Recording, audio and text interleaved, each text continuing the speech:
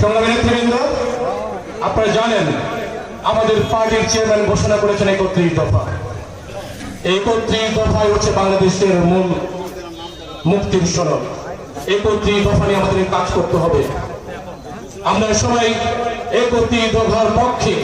President Ziaur Rahman ১৯ দফা ঘোষণা করে যেরকম বাংলাদেশের মাত্র ৩ বছর দুর্ভিক্ষ থেকে খাদ্যের সংশোধন করে দেশের বাইরে খাদ্য এক্সপোর্ট করেছিলেন, আমরা বিশ্বাস করি আমরা যদি সবাই ৩১ দফা যদি বাংলাদেশের বাস্তবায়ন করতে পারি, আগের বাংলাদেশ হবে সমৃদ্ধশালী বাংলাদেশ, আগের বাংলাদেশ হবে সুখী বাংলাদেশ, আগের বাংলাদেশ হবে গরিব মানুষের ভাগ্য পরিবর্তনের বাংলাদেশ।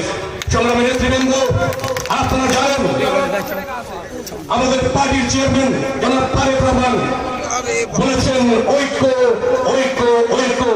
আমি সবাইকে মনে করে দিতে চাই, এটা ১৯৯১ সাল নয়, ৯৬ নয়, ২০০১ নয়, ২০০৮ নয়, এটা ২০২৫ সাল। চ্যালেঞ্জ অনেক বেশি, অনেক চ্যালেঞ্জ আমাদের মধ্যে, তাই ঐক্যের কোনো বিকল্প নাই। এই যে দেখেছেন ৭১ যারা মানবতাবিরোধী অপরাধ করেছিল, সেই জামাত শিবির বলছে লা ইলাহা ইল্লাল্লাহ, জিতবে এবার দাঁড়িপাল্লা। সবাই বলেন নাউজুবিল্লাহ।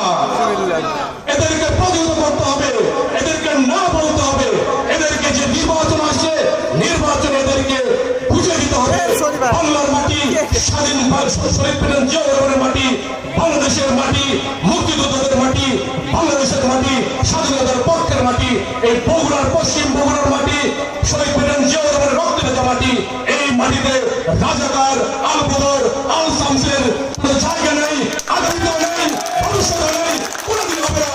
আমি শহীদ পরিবার এবং মুক্তিযোদ্ধার সন্তানের পক্ষ থেকে বলে রাখছি, এই এলাকায় কোনো রাজাকারের ঠাঁই হবে না, কোনো জামাত শিবিরের ঠাঁই এখানে হবে না। বন্ধুরা, আমাদেরকে সবাই ঐক্যবদ্ধ ঘুরে আসতে হবে। এদেশের স্বাধীনতার সার্বভৌমত্ব যে ৩বার হুমকির মতো পড়েছিল, ৩বারই ফিরিয়ে দিয়েছে এই শহীদ জিয়াউর রহমান পরিবার। সেই আওয়ামী লীগ পালানোর দল ১৯৭১ সালে যখন পালিয়ে গিয়েছিল, তখনই শহীদ প্রেসিডেন্ট জিয়াউর রহমান আবির্ভাব হয়েছিল। উনি বলেছিলেন ওই রিভোল্টের মধ্যে দিয়ে দিয়েছিলাম এই লাল সবুজের পতাকা। এরপরে তাকে মৃত্যুর হত্যার মাধ্যমে দিয়ে এদেশে আবার স্বৈরাচারের শাসন প্রতিষ্ঠা হয়েছিল। এগিয়ে এসেছিল কে?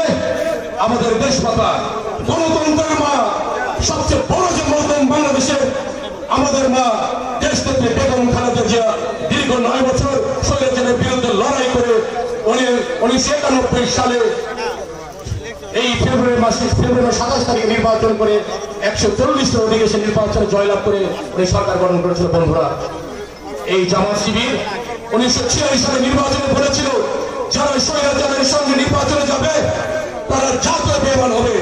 এই কথা বলার কয়েক ঘন্টার মধ্যে এদেশের মানুষ আপামর জনসাধারণের সঙ্গে বিশ্বাসঘাতকতা করে তারা ওই ফ্যাসিস্ট চোর ওই স্বৈরাচারের সঙ্গে নির্বাচনে গেছে। বন্ধুরা, তো এরা মুনাফিক, এরা দেশ বিরোধী, এরা প্রথমে দেশ বিরোধী, মধ্য দেশ বিরোধী, আগামী দিনে এসে তখন দেশ বিরোধী।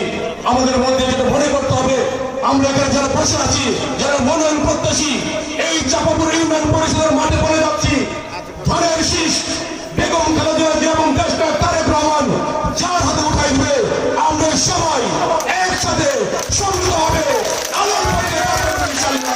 এবং ধানের শীষকে এই এলাকায় সর্বকালের সর্বোচ্চ ভোটে বিজয়ী করবো। তাই বন্ধুরা, একটা করে শুধু বলতে চাই, এখন আমাদের সামনে জনগণ, ঐক্য, জনগণ আর দেশ গঠন, এটাই প্রথম, এটাই শেষ। সবার আগে বাংলাদেশ। আল্লাহ হাফেজ।